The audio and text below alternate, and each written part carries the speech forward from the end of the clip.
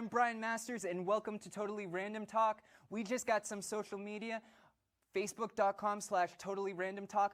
Full episodes on there, no needing to click to YouTube. But if you're on YouTube, just search Totally Random Talk. First few episodes will pop up. My comedy is so bad. How bad is it?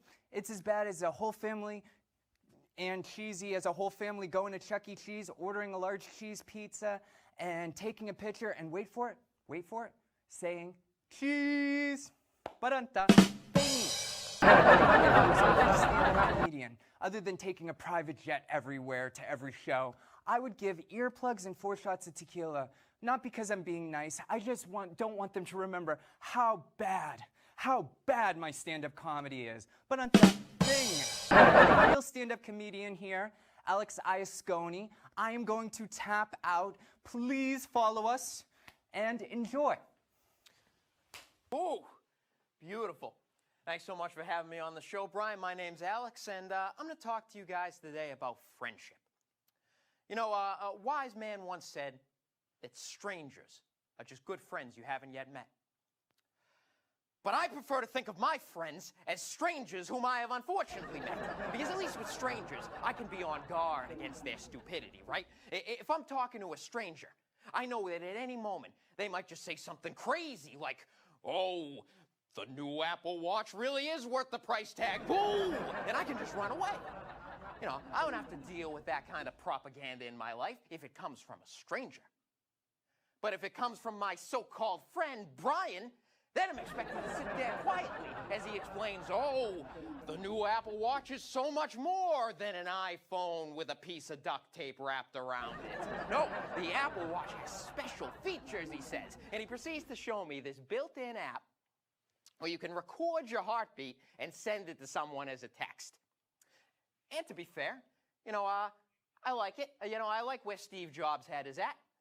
By which I mean 6 feet underground, but I understand at least where Apple's coming from. You know, I can think of plenty of people who could use this feature in their day-to-day lives.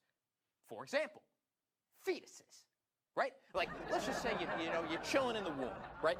Being a fetus, and you check your watch, you see, oh dang, it's time for the ultrasound. But hold on a second, this isn't just any old watch. This is a $1,200 Apple Watch. You can just shoot your mother a heartbeat text, she'll DM it to the doctor on Instagram, and you're good to go. See, now, I know what you're thinking. Come on, Alex. Kevin isn't a fetus, so why would he buy an Apple Watch? And you're right. But you see, I actually got a theory for that. See, I think that Kevin walked into the Apple store, right? Goes up to the counter, and he goes, "Hey, you know, my name's Kevin. I'm a psychopath. I mean, why else would I be in here? But I was really hoping you could give me some sort of cool calling card, you know, just for the inevitable time when I become a serial killer." The guy behind the counter goes, "Say no more, fam. We got you." This piece of crap right here is the Apple Watch. You can put this around your victim's wrists in their final moments and send the creepiest heartbeat text of all time to all their friends and loved ones.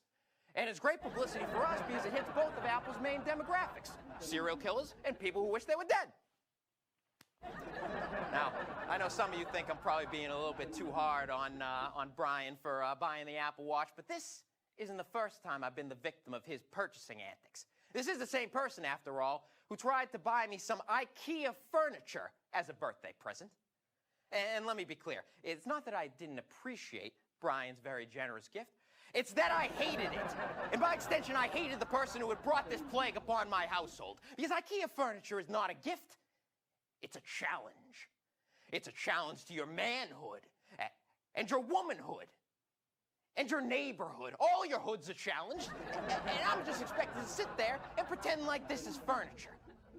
You open up a box of IKEA. There's no furniture inside. There's furniture components and directions that look like they're out of the journal of Leonardo da Vinci, in that the diagrams are overly complex, and the only language that they gave you was Italian.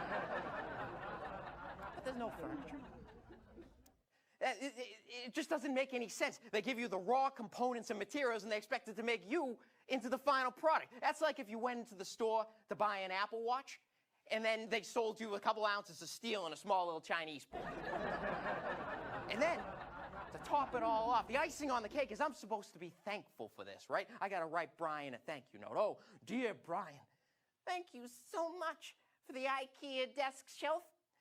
It's my favorite desk shelf that I ever got this year. I really... What the hell is a desk shelf?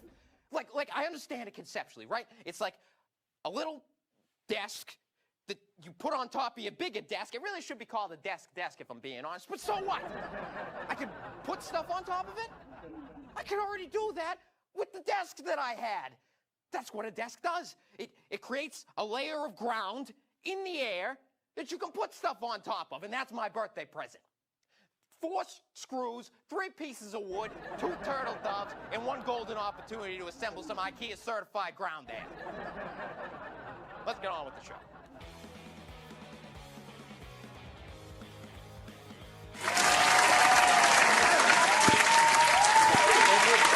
With Alex Iascone, Brendan Mello, and my co-host, Kwong Milligan, and me, Brian Masters.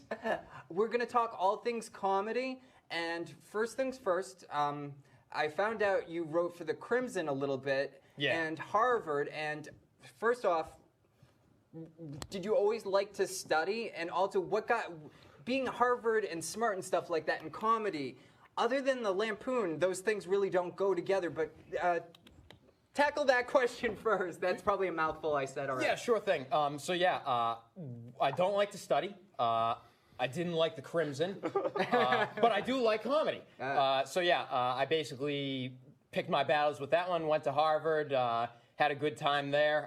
Definitely met some interesting people, but my real passion was like acting and comedy, and the reason I actually got into comedy at Harvard is because I missed the entire first week of auditions, like during my freshman year. So I was like, what am I going to use my time for? And I just checked out a few clubs, found that the stand-up club was one of them, and I've been doing it ever since. Now, when it comes to comedy, what are some of your favorite comedians for comedy, past and present? So definitely one of my big inspirations going into it was Chris Rock, actually, and I actually wrote my first set kind of like a Chris Rock set, which didn't go at all well because First time's always a doozy. Yeah, first time's always a doozy, but I learned a lot, like sort of just going through and going up on stage. Like really, the more you go up on stage with stand-up, the better you get each time. Just it's really important to be able to watch stand-up, watch comedy movies, consume comedy content, and that will definitely give you a good idea of how to write jokes, but there's really no substitute for just being able to go on stage and try it out in front of people and either get a good reaction or, as is the case with a lot of first times, pretty bad reaction, and then you gotta keep going and pushing from there. Now, speaking of Chris Rock, guess what he is making for a movie? And he's, I think, going to be behind the camera. I don't think he's starring in it at all. I think he's directing or writing it and producing it. Oh, really? Yeah. Saw. He's going to reboot Saw. Okay. Who's the one from Key and Peele that started doing Get Out and stuff? Which one was that? It was definitely one of them. I'm gonna say Peele, just because he came second. Oh, okay. Yeah, Peele. Yeah, he what do you call it? He did horror movies, and I guess if you're a comedian, it's kind of like the sad clown system like syndrome or whatever. Yeah. You have that horror in you too, and it's been working for like comedians. It? Huh? The clown from It? Yeah. I mean, I definitely trust Chris Rock over whoever dealt with Saw. Basically 1 through 7 or however many they are. I'd give it to him. Maybe he can inject a little comedy into it. Oh yeah, I didn't think about that. Yeah, it did really well at the box office, and with it was like sort of. I definitely wouldn't call it a comedy, but there was definitely like a lot of comedy beats in there. Throughout. I really love the first It movie, and I'm excited for the second one. I genuinely can't wait for it. I think it's really well crafted and well directed overall. Yeah. I don't know if I'm necessarily going to do it, but a part of me really wants to do it. Hopefully it goes viral, but I don't know if I'm going to have the energy. Stephen King is going to be at the Lowell Spinner game August 30th. I so badly want to get like front row seats because they're only like $11. Dressed like the It clown. You took the words out of my mouth. Yeah, just to get something to go viral. They'll probably like, oh my God, will security be terrible? Like they'll just tackle you. They'll just literally scan me like 500 times. Like they'll take away my spork, and it's like, it's a spork. It can't hurt you. They give it to people in jail. Because you know, there's one security guy who's just sitting in the corner like, not again. He won't be coming after me again, that clown. And then I'll see you. I'll be like, no, it's time. Jump into action. I'll see the security guard's name is Georgie. I'll be like, no. That's rough. Get ready for the sequel. Now, when it comes to comedy movies, what are some of your like favorite comedy movies from like the 80s? Oh, the 80s. Oh, That's really geez. specific, yeah. Yeah, I'm not sure if I got one from the 80s. I got you an old-time one, though. Shanghai Nights, one of my old-time favorite comedy Jackie movies. Chan? Got Owen Wilson and Jackie Chan, absolutely. Yeah. Great action movie, and just like Owen Wilson, like in his prime, just being Owen Wilson, being like, oh yeah, it's great. My nose broke in like 5 places. I'm gonna do kung fu. This is great. Jackie Chan is so underrated, and craziest thing is I like watched all like his injuries throughout the years, and Oh, I'm yeah, like, he killed himself. how is he not walking with a cane? Have you seen like the pictures of Jet Li? Like Jet Yeah. Li's probably like 15 years younger than Jackie Chan, probably somewhere in that ballpark. And they took a picture of him, and he just looks like he's a senior citizen. Oh yeah. Yeah, just like But yeah, that's crazy. Now, I think he was sick or something. yeah, you might, but it's got to be the injuries that did it from all. Yeah, also Yeah, he has cancer. Yeah, no, it was the fighting. Oh man, that's gonna look so bad on the comment section down below. Like, yeah, it wasn't the injuries, it was the cancer. Now, what do you call it? If you could be an actor in any comedy, what comedy would you like to be in, and what part? Oh, I got an easy answer for this one. I would want to be in a Seth Rogen comedy. Because Seth Rogen, just like, it looks like all of his movies are just like him and his friends having a good time. Like, just doing some comedy, like making a ton of money, obviously, and just like putting together like a pretty funny movie that he likes. Right, like This Is the End comes to mind, like Sausage Party, just like all the old staples of like a Seth Rogen movie, just like coming together, doing a little on the side, and like just doing it. I'm actually going to ask you guys this question too. Brandon, what comedy would you like to, like, if you could take out the actor and be the actor, or you know? Well, just right off the top of my head, Evil. Oh. It's just a brand new iPhone. It's no big deal. Just like smashes. Yeah, pieces. I don't know if this is on the table, but I think Evil Dead, directed by Sam Raimi. Oh, wow. Where it's like a nice because that integrates comedy as well, you know, sprinkled throughout, but it's as well as like an action thing. Like it's doing something new with the genre. I always love doing something unique and new and fresh that I can call my own. So something along the lines of that, rather than like a standard comedy. But if we're going specifically comedy, then I would love to be a part of like Superbad. You know, something that's like a classic, like memorable. I don't know. What about you? I was feeling like Hot Fuzz. Oh, that's Simon Pegg. That was, Yeah, solid. that's getting some of the action in too, because he did those like jumps over the fence, and there was like a lot of gunplay at the end for the climax. Yeah, that's a little have that. variety. Yeah, do it for the greater good. Absolutely. Absolutely. Also, Oh, great and good. Yeah, Nick you're right. He's Frost. a phenomenal director. He's solid. Yeah.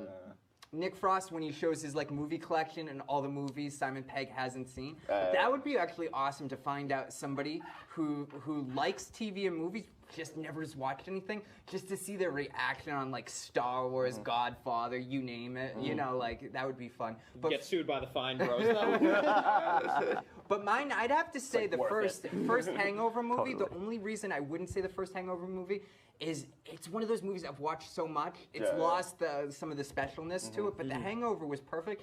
That and Stripes with Bill Murray. Stripes with Oh, Bill, yeah. That seemed like a very casual, fun time. But Bill Murray seems like a great guy. Like, you see always pictures of him online, just like going to random college parties and showing up and being like, "Hey, I'm Bill Murray. You should give me alcohol." And they do. Funny story. I saw him perform. He's never done stand-up comedy. He actually read a little bit of Huck Finn and a few other stories, and they had a celloist and a violinist. But it was a funny performance, but it wasn't really stand-up comedian. It was awesome. He did one with General Grant, talking in like a General Grant voice, a story about him, and it was just like it was funny, but it was smart at the same time. And like he never needs the money for any of the stuff he does. Yeah, was it sort of like a George Carlin-y feel, like yelling at the audience, or was it just like straight, like, I'm going to read from this book and my name is Bill Murray?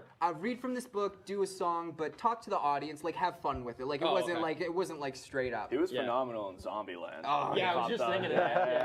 Yeah. I heard rumors they're going to get Dan Aykroyd and Bill Murray might be back for Zombieland 2. I know Dan Aykroyd's going to be in It's it. like I don't just a zombie just coming back. Yeah, but like, yeah. That'd be pretty funny. Actually. Also, I wonder if they filmed that in Canada, Zombieland, but it seemed a little extra CGI, the sequel that they're coming out with. Like, like they didn't get all the actors at the same time. It's and very stuff. stylized. Yeah, no, I definitely agree. Yeah, if you're trying to go for desolate highways and stuff, definitely go to Canada instead of like New York, LA, Chicago. Do you have any stand-up comedy to plug? Like, are you doing any performances? Are you working on anything? Right now, I am just like doing my stuff, writing some new things, and hitting up like open mics around the area. Don't have any shows booked right now, but a couple good open mics I can shout out. Thunder Bar performed the set I was gonna do, or I just did for the monologue there. They gave me some great feedback for that. And gonna plug my buddy Kevin Quigley. He runs an open mic over at Murphy's Law, so go check that out definitely. And what's your Instagram? My Instagram is Alex Was Taken. Was is W-U-Z, all one word. Great having you on, Alex Iascone. And great having to see you again. Yeah, thanks for having us. Oh, you're welcome. And also, we're still going to be here. This actually isn't the end. We've got a game segment. Urban Myth, I think, is the name of the game. It's trivia. And enjoy.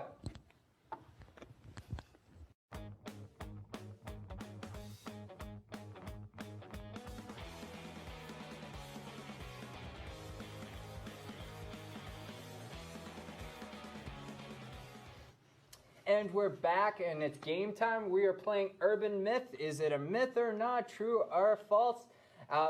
Person with the most chips at the end is the winner. Sweet. And let's get started. I'm back again with Kwong Milligan, Hello. Brandon Mello, Alex Iascone. We are here and present. All accounted for. Elephants cannot jump. Truth or myth? False. Myth. That wasn't an option. I'm gonna go with truth because I don't know if elephants have knees, and can you jump without knees? I don't know. That's up to the physiologist. I will also say true. I'm going to say false. Okay. Truth. They can't jump. Oh, there we go. True. We'll take that. True. Right. Or I thought I said they cannot jump. All right. Oh man. Well, now I know what video we're looking up next. Elephants not jumping, I guess. Truth or myth? Most parents will feed their children arsenic at some point. What? I don't know how to respond. I'm gonna say truth. Like it's got to be like in water or something. No, arsenic's in everything. So yeah, you consume arsenic on a daily basis. All of us do. So truth. Okay. Then truth. So you say false? False to everything. Okay. What? Truth. Yeah. So Got the chem knowledge. Yeah, I failed that class. the month of September 1752, only 19 days long in Britain. Truth or myth? I don't understand. That wasn't even a sentence. Yeah, false. False on the basis of it not being a sentence. Oh, okay, I'll say it again. I'm terrible at reading these. I'm not going to be working for Fox 25 anytime soon. The month of September 1752 was only 19 days long in Britain. So, like, Oh, I understand. What yeah. Okay. I got no idea what you're talking about. I'm saying false. Okay. I'm gonna have to go false. Yeah. So, myth. I'm gonna say false. Myth, You know, yeah. truth. Nobody gets one. I gotta look that up. Yeah. It's got to be something with being wrong with how like the sun works and the moon works. Yeah, leave it to the English. I don't know. I don't trust them. Truth or myth? The first airline stewardess were also registered nurses. I'm gonna say true. That sounds like a true fact. Yeah. Sure, I'll roll with truth. Yeah. That sounds I like agree something with that they that. should have done. Yeah. Oh my god, you persuaded. Truth. Everybody Yeah. gets one. Beautiful. Finally. As I'm about to give Kwong his first one last. Truth or myth? About 3% of Antarctica's glaciers are made up of penguin urine. That's. I would just roll with True. Sure. True. I'm gonna have to go with false. I don't think they pee that much. I think the sea lions would. It bites to say they're cute, and if I ever needed to bring somebody to a wedding, I'd bring a penguin because they already got the suit. But I'd say the sea lions eat enough of them that it's not 3%. I'm gonna say false. So what do you? I'm going with false. False. I'll roll with true. True. Variety. True and true and false and false. True. See, that's the true danger of global warming. It's gonna be flooded with penguin pee. I imagine there's some other stuff in there too, like the number 2. The electric car is more than 100 years old. What? No, I'm saying math. Has that been in any movies yet? The electric car? No. Just like the Tesla and stuff like that. Like literally run by electricity, right? Well, I'm gonna go with true because it depends if they mean like it is a commodity or like the invention of it. I think Ford was experimenting with electric cars, but I might just be. I think for 100 years. Like back in the day, the first cars couldn't even go as fast as a horse, and you'd be breathing in fumes. So maybe they created something. Yeah, I don't know, but like, 100 years ago. What year would it be? 1917, rough? No, 1919. Oh yeah, you're right. We have to know when this game is written. I was like, you can't subtract 100 from 20. You're right, though. You're right. Yeah, so somewhere in that ball. Yeah. I'm just gonna roll with math right now. False. I'm going with true. False. Truth. You all didn't believe. There we go. They should also have like things to more info. Go here. Oh, Some of these I'd like to Let know. us learn. Yeah. Yeah. I guess they're like, no, you can Google it. We put enough effort. You already bought our product. You can't give it back. Also, I got it on clearance, $3 at Walmart. We all know who failed college. The first woman to earn a PhD in computer science was a nun. Truth or myth? That's a controversy. Say it again. The first woman to earn a PhD in computer sciences was a nun. False. I might roll with true. I'm gonna have to roll with true, just because I True, wouldn't I'll say expect it. true. Yeah. Yeah. True. Yeah. That's So crazy. you said false? Yep. False to everything. Well, why are you? He's a non-believer. I got 2. It's good for salsa. That's true. I got 2 chips. True. Okay. Tortilla chips. Truth or a myth? Helen Keller was not born blind and deaf. I'm going to say true. I'm going to say like she probably got it maybe a few months or a few years into being alive. Yeah. Yeah, I'm like maybe she wasn't like a kid, but like I'm going to say. Yeah. I'll be your Google for this one. It was actually some like rare disease that made her blind and deaf in like it was either her first year or her first like couple of years. So yeah, that's interesting. I know. I do know that for a true fact. So I'm saying There's a true. lot of free time. You gave it away before people. Well, do you not believe me? Go against me. I dare you. I'll roll with true. Okay. True. Yeah. I got to get more chips out. Bag of chips. Just like, Oh, that would have been awesome. The ghost peppers. So everybody gets one. There we go. I'm trying to disseminate knowledge. I don't need to win this game. I got my chips. I'm like, this man knows his history. So is anybody looking forward to any movies coming out soon? It too, definitely. Beat me to the punch. It too, yeah. I'm looking forward to the forward to Joker and Oh, Joker, yeah, that's Yeah. coming out next month. yeah, I did 1 day of extra work on that. Oh, yeah. Oh, And, okay. Well, look, look. I can't say anymore. I probably shouldn't even have just said that with all the okay. non-disclosure agreements. Yeah. Bye to me. That's all right. It's just us and TV. TV, yeah. I'm not gonna get seen, but it was a fun Nobody day. That's all I'm podcasts gonna this. say. It was Okay. a fun day. And The Irishman, that de-aging Robert De Niro and Al Pacino Oh, looks yeah, really I good. heard about that, yeah. All right, so this is, I guess, is going to be the second to last question. Sweet. Truth or myth? The author of Gulliver's Travels predicted 2 Martin moons that had not yet been discovered. Kwong, help this man out. Yeah. Martin Moons? What? Yeah. I wish I could read. The author of Gulliver's Travels predicted 2 Martian moons that had not yet been discovered. Too bad the man who went to Harvard isn't reading this. Oh, yeah. I offered somebody else to read this, but I guess I'm the host, so I have to. I have to. I don't think he wrote it that early that Galileo or Tycho Brahe wouldn't have seen Martian moons. I actually don't think Mars has that many moons. So I'm gonna go with myth. I'll go with true. False. I'll roll with myth. Truth. So did everybody other than me do false? Yep, it's just you. Okay, cool. You were the believer. So you guys shouldn't I listen just to me. gambled. It's like a coin toss. Brian Masters is the master. Master of Mars. But you went to Harvard. How'd you get something wrong? I know, I've messed it up. I'm You got sorry, something guys. wrong. Well, Harvard also taught me how to give good explanations for things I have absolutely no knowledge about, which is what I did. So, You should get your money back. yeah, true. Truth or myth? This one is no yolk. You'll get it in a second, that joke. Truth or myth? An egg can be balanced on its end on the first day of spring. Huh? Yeah, it's like.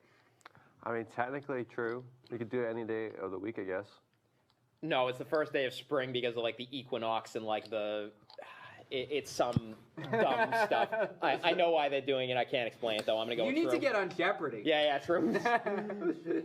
Truth. Yeah. Yeah. That's all the time we have here for today. I want to thank everybody for coming on. Brandon Mello, Alex Iascone, and Kwong Milligan for being my co-host. Have a great week. Rock and roll.